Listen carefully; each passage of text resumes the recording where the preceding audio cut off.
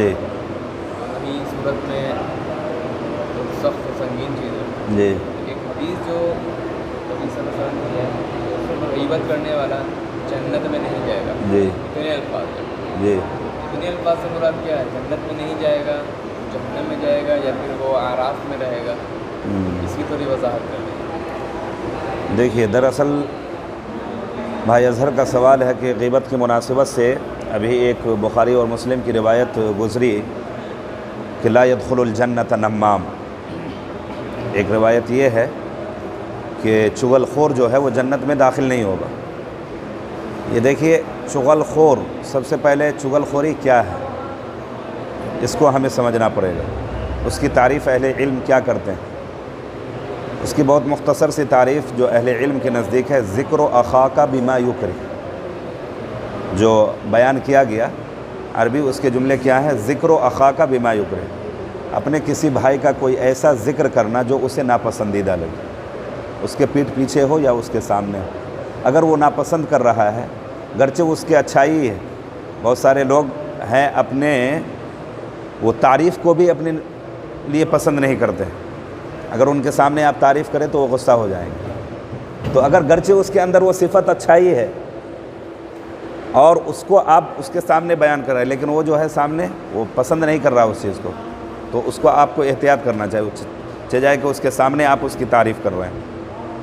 تو یہاں پر جو اللہ کے نبی صلی اللہ علیہ وسلم نے کہا کہ لا يدخل الجنت نمام، کہ چغل خور جنت کے اندر داخل نہیں ہوگا، یہ ایک اس کے اندر عمومیت ہے. اس کا مطلب یہ نہیں ہے کہ وہ کبھی بھی جنت میں داخل نہیں ہوگا. سمجھ رہے ہیں؟ یعنی اس کی سنگینی کو یہاں بتایا جا رہا ہے. اتنا سخت یہ ہے، جیسے کہ آیت ہے وہ مشرکوں کی مناسبت سے اللہ رب العالمین نے کہا کہ انہ من یشرک باللہ فقد حرم اللہ، کہ اللہ رب العالمین نے مشرکوں پر جنت کو حرام قرار دیا. تو یہاں پر اس سے ذرا کم سنگینی پتہ چل رہا ہے. حرام تو نہیں کہا کہ داخل نہیں ہوگا. پتہ یہ چلا کہ سزا بھگتنے کے بعد اس کی سزا کو جو متعین ہے، ایک چغل خور کی جو سزا متعین کی گئی ہے، تو وہ کاٹنے کے بعد یقیناً اللہ رب العالمین کی رحم و کرم اور فضل کے بعد اس کو اور دیگر جو اعمال ہیں، مان لیجئے بہت سارے اس کے اندر اچھائی اعمال ہیں، بہت سارے ایسے لوگ پائے جاتے ہیں، لیکن ایک خاص صفت جو ان کے اندر پائی جاتی ہے وہ یہ کہ دوسرے کی غیبت کرنا یا اس کی برائی میں لگے رہنا، کسی کے ٹوہ میں پڑے رہنا، تجسس جس کو کہتے ہیں، تجسس. اور سورہ حجرات کی وہ آیت جب آپ پڑھیں گے تو وہاں پر بھی پورے یکے بعد دیگر نمبر وائز اللہ رب العالمین نے آیت کے اندر ذکر فرمایا، اور خاص کر کے وہاں پر عورتوں کا الگ سے ذکر فرمایا، چونکہ خاص کر کے ان کے اندر یہ صفات جو ہے زیادہ پائی جاتی ہے. اللہ رب العالمین نے صرف مردوں کا ذکر کرتے کہ چاہتا تو وہاں پر ختم کر سکتا تھا معاملہ، لا يسخر قوم من قوم. اور ایک انسان جب کسی کا مذاق اس وقت اڑاتا ہے یا کسی کا تمسخر یا اس کو حقیر، اس کا مطلب غیبت اس وقت کرتا ہے جبکہ اس کو اپنے سے حقیر سمجھتا ہے، کمتر سمجھتا ہے. سمجھ رہے؟ جب اس کو اپنے سے کمتر سمجھتا ہے. تو یہاں پر بھی اللہ رب العالمین نے اس کی سنگینی کو بتایا. اور سنگینی کیا ہے کہ کیا تم میں سے کوئی بھی پسند کرے اپنے مردار بھائی کے گوشت کو کھانا؟ ایحب احدکم ان یاکل لحم اخیہ میتا فکرہتموہ. تو اس میں تمام چیز ہے، تجسس ہے، ٹوہ میں پڑنا ہے، غیبت کرنا ہے، تمام کو اللہ رب العالمین نے گنوایا. سوء ظن ہے، سوء ظن وہی بدگمانی کسی کے تعلق سے، اس کے اندر کوئی ایسی صفت ہے جس کے وجہ سے ہم بدگمان ہو رہے ہیں، حالانکہ اس کی تحقیق سے ہم یہ نہیں ہیں، لیکن بس ظاہراً جو معاشرے کے اندر رواج کچھ باتیں کسی کی اڑ جاتی ہے، لوگوں میں جو رواج یہ ہو جاتی ہے، وہی روز مرہ کا چوک چوراہوں پر بیٹھ کر کے گپ شپ میں، چائے کی محفلوں میں لوگوں کا وہ یہ بن جاتا ہے روز مرہ کا، حالانکہ حقیقت کا اس کا کوئی واسطہ نہیں ہوتا. گرچہ کچھ بات ہوتی ہے لیکن لوگ اس کو بڑھا چڑھا کر کے مرچ مسالہ لگا کر کے اس کو کہیں اور، تو یہ بھی غیبت کے اندر یہ تمام چیز ہے شمار. اللہ کے نبی صلی اللہ علیہ وسلم سے جب صحابی رسول نے پوچھا کہ اللہ کے نبی صلی اللہ علیہ وسلم اگر وہ چیز اس کے اندر پائی جائے، کہا یہی غیبت ہے نا، یہی غیبت ہے، ہم کو بچنا چاہیے. ہاں اس کے اندر کوئی خرابی دیکھ رہے ہیں آپ کا مومنانہ یہ ہے کہ آپ اس کو نصیحت کریں، اس سے دور رہنے کی.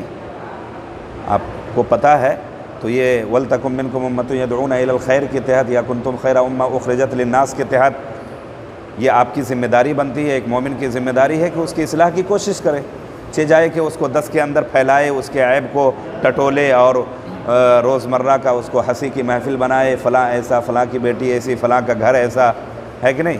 تو یہ اپنے آپ کو گناہگار ثابت کرنا ہے، آپ خود گنہگار ہو رہے ہیں. اور جس کو اللہ کے نبی صلی اللہ علیہ وسلم نے بے شمار روایتوں کے اندر بھی اور قرآن مجید کی آیتوں کے سنگینی کو بھی آپ دیکھیں گے تو سخت ترین الفاظ میں اللہ رب العالمین نے اس کی مذمت بیان فرمائی ہے. اللہ تعالی ہم تمام کو اس قبیح فعل سے بچنے کی توفیق عطا فرمائے. ایک آدمی زبان سے سب سے پیسہ ادھار لیتا ہے، جی جی واپس نہیں کرتا، یعنی اس کی عادت خراب ہے. اگر ہم مان لیں ہم کہ اگر بھائی اظہر کو بھی ضرورت وہ ٹچ کرتا ہے، ہاں ٹھیک ہے کہ بھائی پیسہ چاہیے، ہاں اس کو آگاہ کرتے رہیے. ہاں یہ چیز ان سب چیز طرح کا چیز ہاں اور بھی چیز اس طرح کی. جی. بھائی سرفراز کا سوال ہے کہ کوئی شخص ہے ایسا، جیسا انہوں نے ایک مثال کے ذریعے پیش کیا کہ اس کے روزمرہ کے معمول ہے کہ وہ ہر جگہ ادھار پیسے لیتا ہے، قرض کے طور پر مانگتا ہے. تو ظاہر سی بات ہے کہ وہ معاشرے کے اندر اس طرح بہت سارے لوگوں کو گھاٹے اور خسارے میں ڈال سکتا ہے. تو یہ جو فعل ہے اس کے تعلق سے یہ غیبت میں نہیں آئے گا، یہ اس کی غیبت نہیں ہوئی، بلکہ یہ سامنے والے کو آپ متنبہ کر رہے ہیں. غیبت کب ہوگا کہ اس کے اندر وہ صفت نہیں ہے اور آپ اس کو بیان کر رہے ہیں، یا کچھ ہے اس کو زیادہ کر کے بیان کر رہے ہیں. غیبت کا مطلب یہ ہے کہ غیبت کوئی ایسی چیز کی کر رہے ہیں جو صفت اس کے اندر نہیں پائی جا رہی، یا پائی بھی جا رہی ہے تو کچھ بہت ہلکی پھلکی ہے، اور اس کو ہم 1 کا 10 لگا کر کے، جو آج کل معاشرے کے اندر ہوتا ہے. جیسے عمومی طور پر اگر اس کو یہ کہہ لیا جائے، ایک شاعر کے زبانی جیسے کہا کہ ہر گھر میں امیری کا شجر لگتا ہے، دنیا کو ان کا ہر عیب زمانے کو ہنر لگتا ہے. تو کوئی جو کمزور طبقے کے لوگ ہوتے ہیں ان کی جو عیب ہوتی ہے یا ان کے گھر کے جو کمی خامی ہوتی ہے وہ بہت جلدی معاشرے کے اندر پھیل جاتی ہے. وہیں پر کوئی دبنگ ٹائپ کا آدمی ہو، کوئی ذرا مضبوط ہو، پیسے والا ہو، لاٹھی پاٹی والا ہو، لوگوں کی زبان نہیں ہلتی، سمجھ رہے ہیں. تو وہاں پر ہم دیکھیں گے کہ ہاں مان لیجئے کہ کوئی شخص ہے اس کے اندر ایک قبیح فعل ہے، ہم بھائی اظہر کو متنبہ کریں گے، یا ہمارے قرب و جبار میں جو دوست و احباب ہیں کہ ذرا اس چیز سے تم کو متنبہ رہنا ہے کہ اگر اس طرح کے لیے وہ اگر پہنچتا ہے تو ذرا احتیاط کرو گے، چونکہ اس کے یہ عادت میں سے ہے، روزمرہ کے معمول میں سے ہے کہ وہ ہر جگہ وہ مانگتے پھرتا ہے اور پھر واپس کرنے کا کوئی یہ نہیں ہے.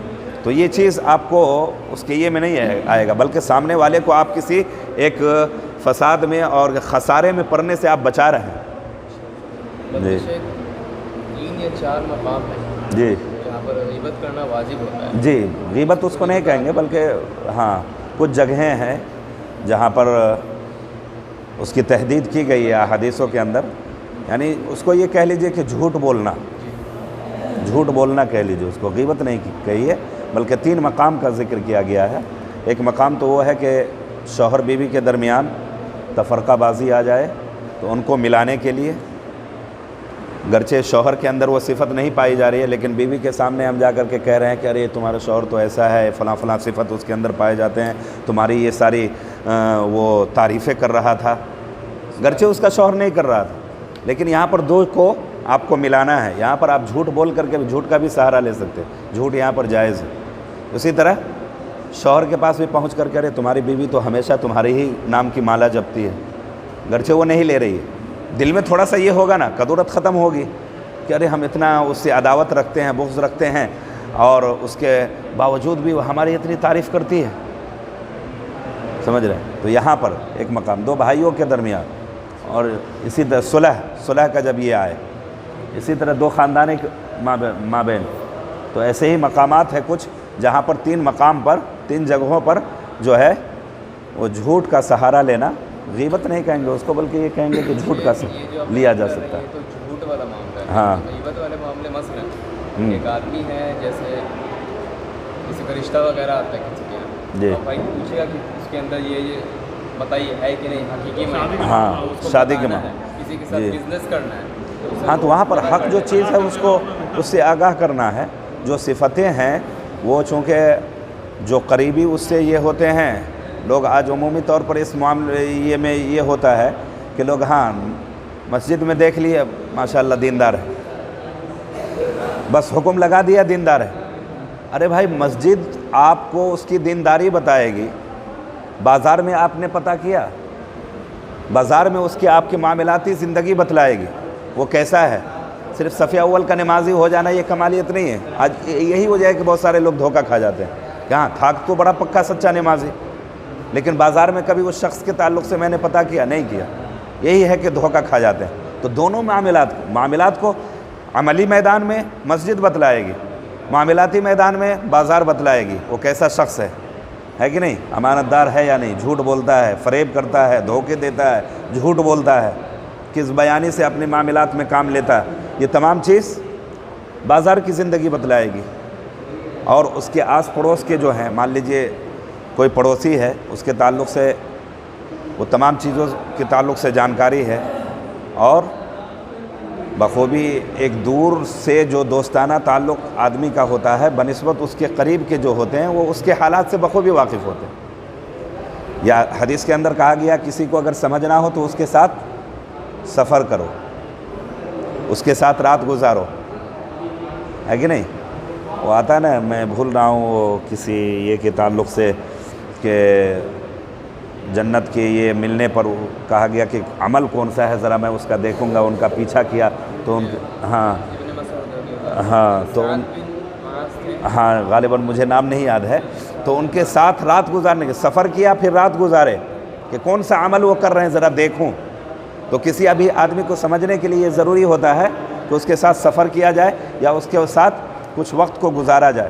ایسے چند منٹ مسجد میں ملے اس سے ہم پورے طور پر حتمی طور پر یہ فیصلہ نہیں لے سکتے ہیں کہ یہ آدمی کیسا ہے۔ اور بھی ذرائع سے جو وسائل اور ذرائع ہیں اس کے ذریعے سے ان کی حقیقت کو ہم پتہ کر سکتے ہیں، اور اس کو اگر کوئی بتاتا ہے تو وہ آپ کو غیبت میں نہیں ہے بلکہ وہ سامنے والے کو اس کے آگاہی سے اور اس کی حقیقت سے متنبہ کرنا کہ ہاں یہ صحیح معنوں میں اچھا آدمی ہے یا صحیح معنوں میں یہ برا آدمی۔ تو وہاں پر اگر اس کے صفت کو اگر کوئی بیان کر رہا ہے، کوئی ایسی صفت جو پائیداری طور پر اس کے اندر لازماً پائی جا رہی ہے وہ چیز، اب کوئی شرابی ہے اس کے تعلق سے پڑوسی والے یہ اگر سامنے والے کو کہہ دے تو سامنے بہت سارے گناہ سے اس کو گویا کہ وہ بچا رہا ہے۔ ایک شرابی کی زندگی میں اگر کوئی اپنی بیٹی کو دے دیتا ہے اس کی زندگی اجیرن بن کے رہ جائے گی۔ تو ضروری ہے کہ اس کو ان تمام چیزوں سے پہلے منشیات کے اور اسی طرح سے معاملات کے یہ تمام چیزوں کو وہ پہلے کھنگالے۔ اسی لیے تو کہا گیا کہ تم ان تمام چیزوں کے دینداری کو فوقیت، دینداری میں تمام چیز آ جاتی ہے، بہت وسعت ہے اس کے اندر۔ ایک دیندار کس کو ہم کہیں گے، سمجھ رہے ہیں؟ وسعت ہے اس لفظ کے اندر کہ دینداری کو تم ترجیح دو جو کہا گیا۔ تو دینداری میں تو یہی ساری چیز پتہ کرنی ہے کہ وہ ہے کیسا، اس کے معاملات کیسے ہیں، بازار کی زندگی کیسی ہے، پڑوسیوں کے ساتھ اس کا رہنا سہنا کیسا ہے، اپنے گھر والوں کے ساتھ اس کا کیسا تعلقات ہے، بھائی بہنوں کے ساتھ کیسا اس کا پیار و محبت ہے، ان تمام چیزوں کو سمجھ رہے ہیں۔ سوال ہے ٹاپک ہٹ کیجیے، جی زکوٰۃ، جی جی تو تھوڑا اس کو ڈیٹیل میں حوالہ کریں کہ کن کن چیزوں پہ زکوٰۃ واجب ہے، کن کن چیزوں پہ، اور کن کن چیزوں پہ نہیں۔ اچھا تو ڈیٹیل میں جیسے زکوٰۃ کی مناسبت سے ایک سوال ہے کہ کن کن چیز اور کن کن امور میں زکوٰۃ واجب ہو جاتی ہے۔ تو اس کا دیکھیں گے سب سے پہلی جو چیز ہے وہ نصاب سونے اور چاندی، اس کے بعد سامان تجارت، اس کے بعد کھیتی پیداوار، اور ہر کے اندر یہ دو پہلو ہم کو یہ رکھنا ہے، نصاب اور سال کا، دو چیز کو ہم ہمیشہ تمام چیزوں میں یہ رکھیں گے۔ جانور اگر نصاب کو پہنچ رہا ہو، سمجھ رہے ہیں، اسی طرح سے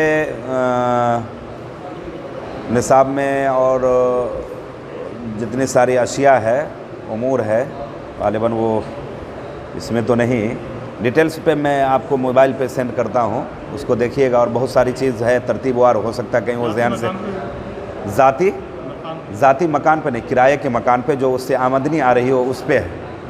اسی طرح کرائے کی گاڑی، جو گاڑی آپ چلا رہے ہیں، روڈ میں آپ کی گاڑی چل رہی ہے، اس گاڑی پہ نہیں ہے بلکہ آنے والے آمدنی پہ، اس سے جو کرائے آ رہے ہیں. اور اسی طرح اور بھی کچھ ذہن میں ہو تو زمین وغیرہ زمین کی پیداوار پہ ہے، نہ کہ زمین پہ. زمین سے اگر یہ آتے ہو، یا زمین اس وقت ہے جب وہ آپ بزنس پرپس سے اس زمین کا استعمال آپ کر رہے ہو. زمین کی خرید و فروخت جو اس کو کیا کہتے ہیں ابھی، ہاں، تو اس پر ہے. اور ویسے ہی زمین کے پیداوار پر، کھیتی باڑی پر، اور اسی طرح مویشی پہ، جانوروں پہ، بکری ہے، بھیڑ ہے، اونٹ ہے، گائے ہے. اگر نصاب کو پہنچ جائے تو اس میں ایک بچہ، ایک جزا، ایک حقہ، ایک اونٹ کا بچہ، وہ ترتیب وار نصاب دیا گیا ہے. 20 ہو، اگر 21 میں آپ داخل ہو گئے تو وہاں پر ایک بچہ آپ کو دینا ہے. سمجھ رہے ہیں؟ تو ہے کتنا گرام میں ہوتا ہے؟ ہاں، وہی 785 گرام کے قریب چاندی کا مقدار ہے، یا 500 کچھ گرام اس کا ہے سونے کا مقدار.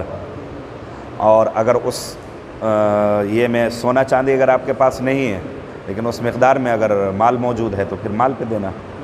جی، یعنی کیش میں موجود پیسہ ہو، چاہے وہ بینک میں ہو، چاہے وہ آپ کے ہاتھ میں موجود ہو، اگر اتنے مقدار میں متعین اتنے پیسے آپ کے پاس موجود ہیں کیش میں، تو آپ اس کیش میں سے نکالیں گے 2.5%. جی، وہ یعنی ملانا ہے ہم کو بازار کی ریٹ سے کہ ہاں کہ اتنا پہنچ رہا ہے یا نہیں. اگر پہنچ رہا ہے تو آپ نصاب کے اندر داخل ہے، نصاب کو پہنچ چکے ہیں آپ. اور اس کے بعد دوسری جو بنیادی چیز دیکھنی ہے کہ سال پہنچ رہا ہے کہ نہیں. سال اگر ہو گیا تو ٹھیک ہے، آپ دے سکتے ہیں، نہیں تو آپ پر فرض نہیں ہے، واجب نہیں ہے. عام صدقہ کرنا چاہے کر سکتے ہیں، عام جو بھی جتنا غربا مساکین میں دینا چاہے دے سکتے ہیں، لیکن آپ زکوٰۃ کے زمرے میں نہیں آتے. زکوٰۃ کے لیے ضروری ہے نصاب کا ہونا، 1 سال کمپلیٹ ہونا، اور دوسرا شرط ہے نصاب کا ہونا. اور زکوٰۃ میں جو سب سے بڑی چیز ہے وہ ہمارے ذہن میں یہ ہونی چاہیے کہ آج کل جو عمومی طور پر لوگوں کے درمیان وہ رائج ہے کہ سامان وغیرہ خرید کر کے محتاج تک پہنچا دینا، اس سے آپ کی زکوٰۃ کی ادائیگی نہیں ہوگی. زکوٰۃ آپ کا ہوگا ہی نہیں. سامان خرید کے نہیں دینا، بلکہ پیسے کا پیسہ ہی آپ کو دینا. تملیک، کل بھی میں گزشتہ درس کے اندر بھی واضح کیا تھا کہ جس طرح سے نماز کے اندر ہم لوگ رکوع کر رہے ہیں، سجدہ کر رہے ہیں، قیام کر رہے ہیں، نماز کے لیے یہ شرط ہے. اگر یہ نہیں ہے ہمارے نماز کے اندر تو پھر نماز ہی نہیں ہوگی. ٹھیک اسی طرح سے تملیک کا جو معاملہ ہے وہ ہے، اس کے اندر شرط ہے. اگر تملیک اگر زکوٰۃ کے اندر نہیں موجود ہے تو آپ کا زکوٰۃ پھر ادا نہیں ہوا، وہ عام صدقہ کہلائے گا. کن لوگوں کو دیا گیا ہے؟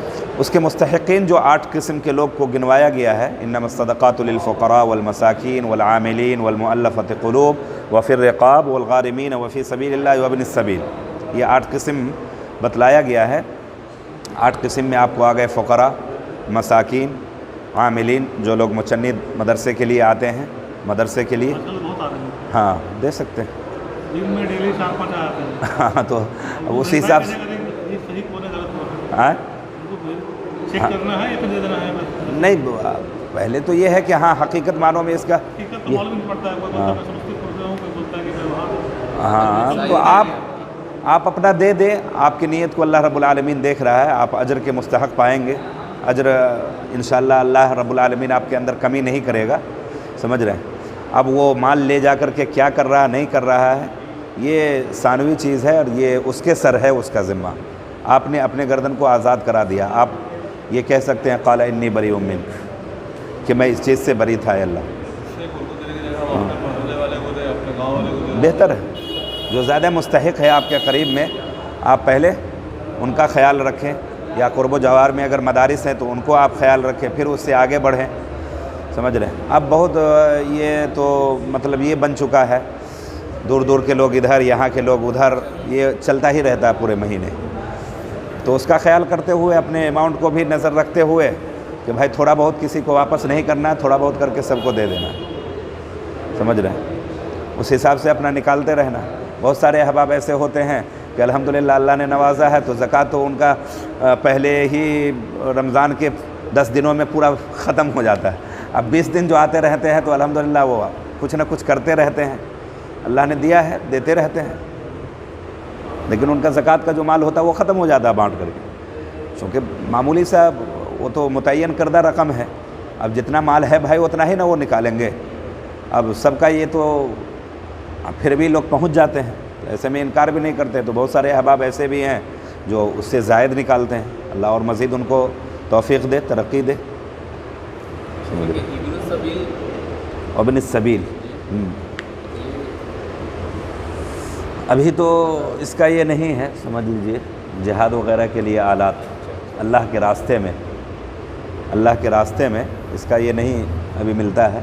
بس وہی ہے جو اس میں تمام اس کو شمار کیا جا سکتا ہے کہ کوئی ایسا مقروض جو قرض تلے دبا جا رہا ہو، کوئی ایسا مسافر جو سفر کے اندر لٹ گیا ہو، اب اس کے پاس آگے کا سفر کرنے کا کوئی یہی نہیں ہے، اور اللہ نے مطلب اس کو اس حیثیت میں نہیں بنایا، لیکن ابھی چونکہ سفر میں ہے وہ، اور سفر میں جو بھی چیز تھے اس کے لٹ گئے، اب تو وہ لاچار ہے. تو فوراً ایسے لوگوں کی چاہیے کہ ہم ان کی مدد کر کے ان کے منزل تک ان کو پہنچائیں.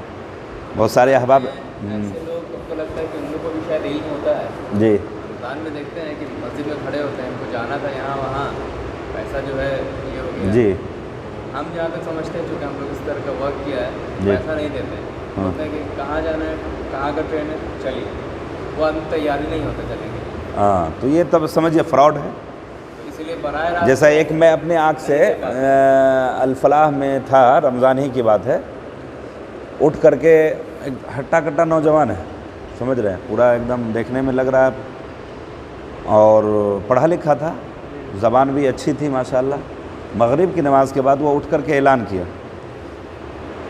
میری امی ایڈمٹ ہے، ڈاکٹر اعجاز کے ہاسپٹل کا وہ یہ دیا، سمجھ رہے ہیں، ڈاکٹر اعجاز کے ہاسپٹل میں ایڈمٹ ہے، وہاں میرے امی کی اس طرح حالات ہیں، اور آپ لوگوں سے میں آپ لوگوں کے جو رمضان کے مہینے میں زکوٰۃ نکلتے ہیں اس سے بھی میری ماں کی آپ مدد کر سکتے ہیں. مظفر پور سائڈ کے قریب کا وہ حوالہ دیا تھا.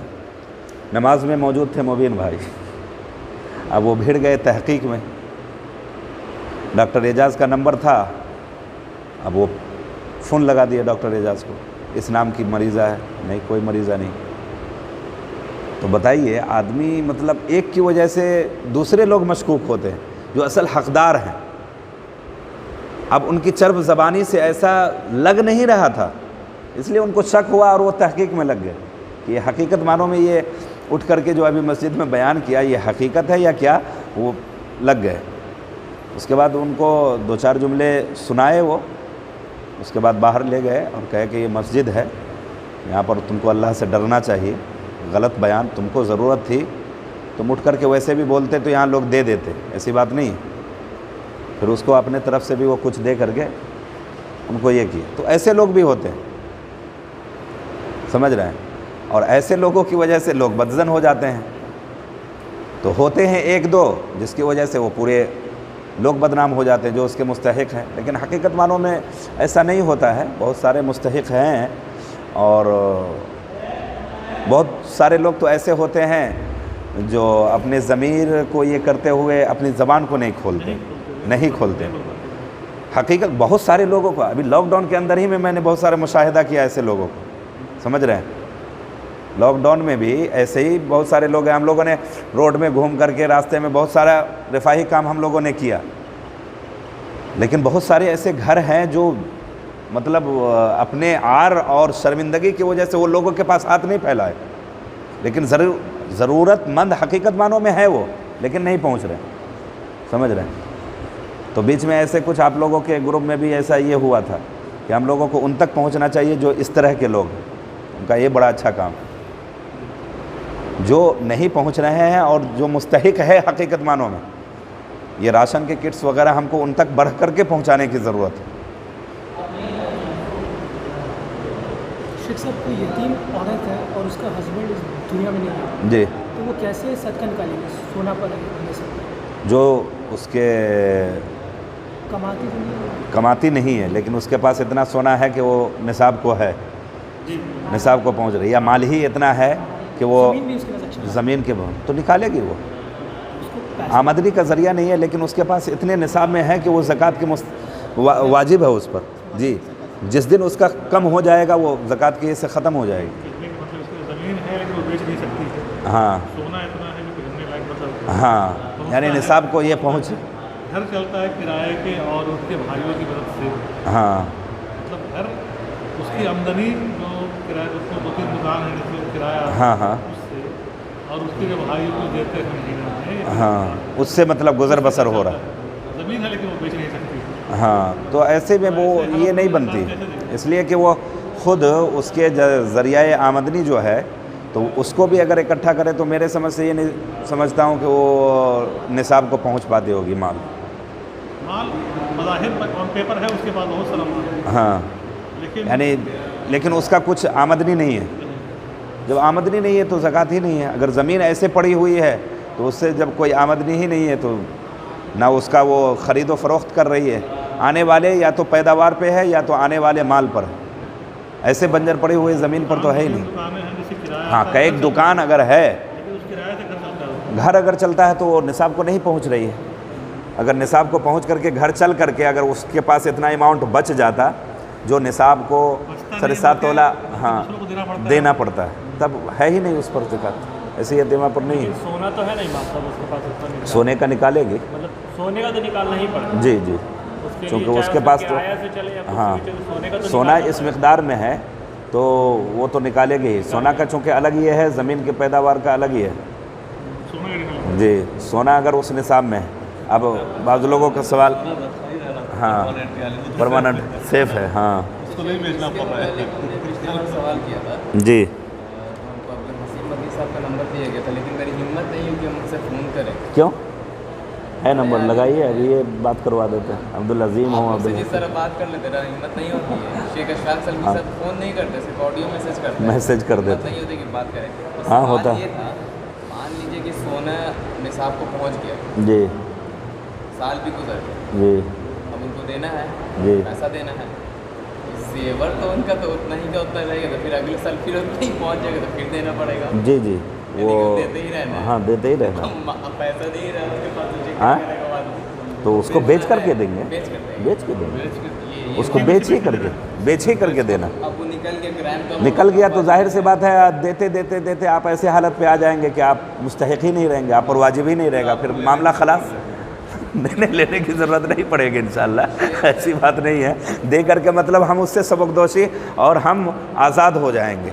ये है कि हम उस ये से निकल गए। अच्छा सर, अभी जो लॉकडाउन हुआ जी, बहुत सारे हम लोग के जैसे नॉर्मल लोग हैं, सेकंड क्लास के लोग, मिडिल क्लास के लोग, ऐसे हालात में आ गए उनके ऊपर 5 लाख 7 लाख उधार हो गए, साथ में उनका काम भी बंद हुआ, ठीक है जी बहुत सारे लोग, तो क्या वो लोग भी ज़कात दे सकते हैं? वही तो कहा, ऐसे लोग जिनके पास मगर अल्हम्दुलिल्लाह देखा जाए तो वैसे घर खानदान सब ठीक था, ठीक है। जी हाँ, लॉकडाउन की वजह से सबब जो इल्लत जो बनी वो उनके लिए लॉकडाउन है कि लॉकडाउन के सबब बहुत सारे लोग, बल्कि मदारिस वगैरह के अक्सर मुदर्रिसीन जो है ख़ास करके ख़ुदकुशी करने की भी खबर मिली। जो हराम काम है अब क्या करता है, कुछ समझ में नहीं आया, ऐसा नहीं करना था, ख़ुदकशी तो उसका हल नहीं था, बहुत सारे लोग ख़ुदकुशी किए, समझ रहे हैं। ऐसे भी नौबत आए हैं, ऐसे भी ख़बर है सीतामढ़ी के बहुत सारे जो मदारिस में तनख्वाह जो हुकूमती ये से हो आती थी, नहीं आने की वजह से मौलवी होकर के आलिम होकर के ख़ुदकशी किया। हालांकि ऐसा नहीं करना चाहिए था।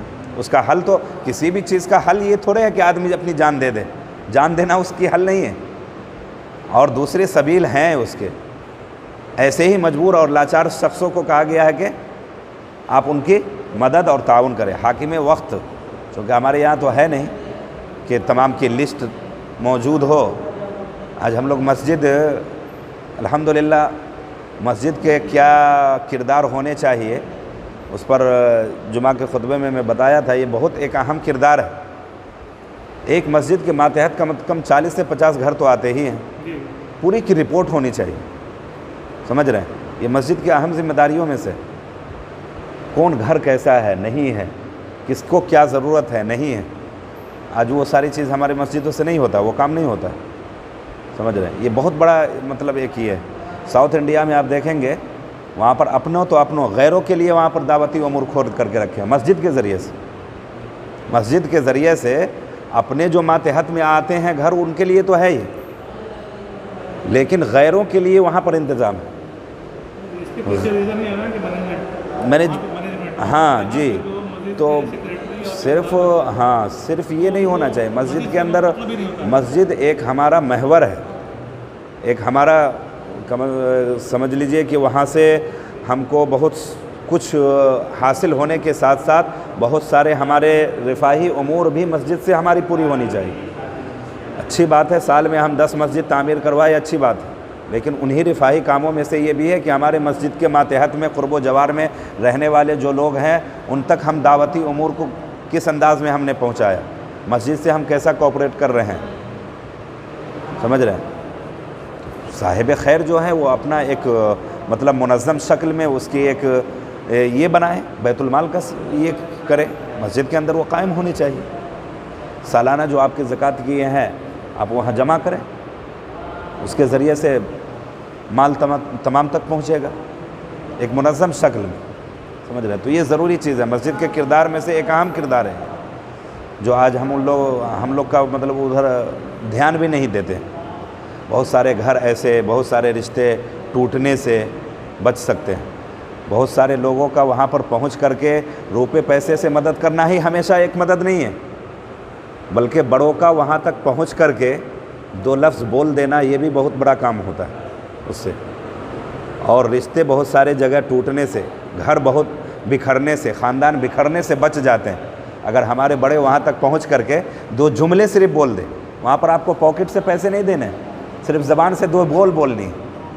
اور اللہ کے نبی صلی اللہ علیہ وسلم کی سیرت کو آپ جب دیکھیں گے تو لوگ جو مرعوب ہوئے آپ صلی اللہ علیہ وسلم کی اسی سیرت سے مرعوب ہوئے. مشہور روایت ہے نا, حضرت فاطمہ کے شوہر حضرت علی رضی اللہ عنہ میاں بیوی ہیں, کچھ ناچاکی ہو گئی, جا کر کے مسجد نبوی میں گھر چھوڑ کر کے سوئے ہوئے ہیں.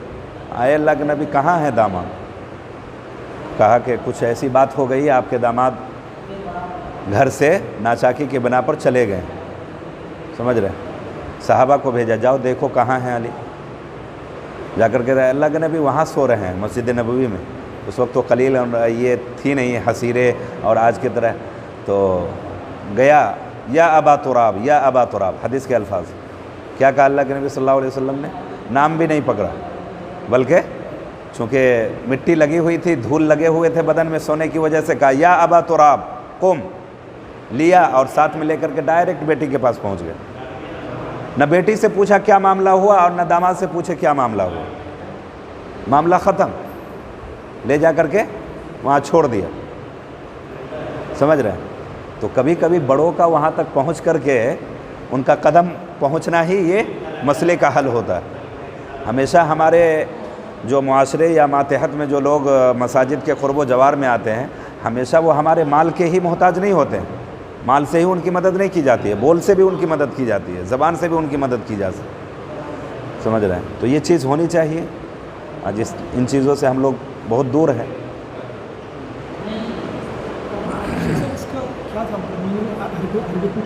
یا ابا تراب قم, یا ابا تراب, اٹھ اے مٹی کی طرف. چونکہ مٹی لگی ہوئی تھی بدن میں نا, جیسے یا ابا ہریرہ. ابو ہریرہ کی جو کنیت دی گئی ان کی کیا یہ تھی, بلی سے بہت زیادہ محبت تھی. اللہ کے نبی صلی اللہ علیہ وسلم نے وہی ان کا لقب ہی دے دیا ہے اور ابو ہریرہ ہی سے مشہور ہو گئے. سمجھ رہے ہیں. شكرا يا ربي شكرا.